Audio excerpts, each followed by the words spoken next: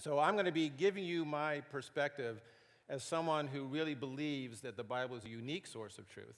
And I'm not expecting you to agree with that or assume that you agree with that, but just so you know where I'm coming from, that's my starting point, is that we do have this source that we should be exploring.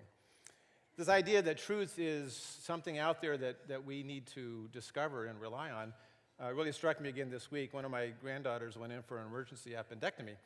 And as I was praying for her, I realized that my prayer was centered around hoping and praying that whatever surgeon was going to be operating on her not only believed that there was some truth about the status of the appendix, but actually had the skill and understanding to go in there and take it out without complications. So that to me was a very real personal recognition of the fact that, yeah, there's actually something to be known here, and that knowledge needs to be used appropriately. And I would say that the use of knowledge in the right way is really what wisdom's all about. So I want to start with the passage from Scripture that talks about this idea of wisdom, and actually points to, interestingly, two different kinds of wisdom. So let's read through this. Who is wise and understanding among you?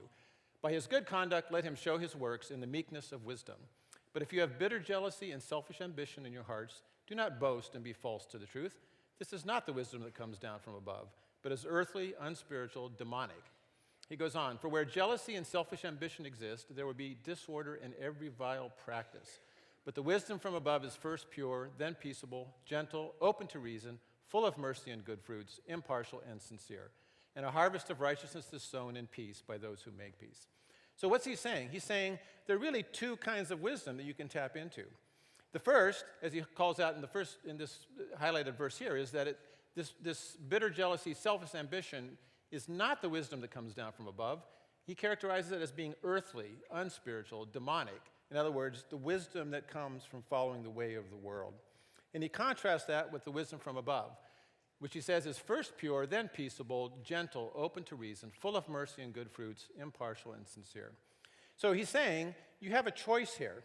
You can decide which of these two paths you want to take. Do you want to pursue the wisdom of the world, which promises you wealth, fame, prosperity, self-determination, all the values that we see presented to us in our culture continuously? Or you have the choice of actually seeking God. And that path of seeking God is actually a very different result in terms of actually flourishing in this life according to God's design for us, not just according to the world's expectation of what constitutes success.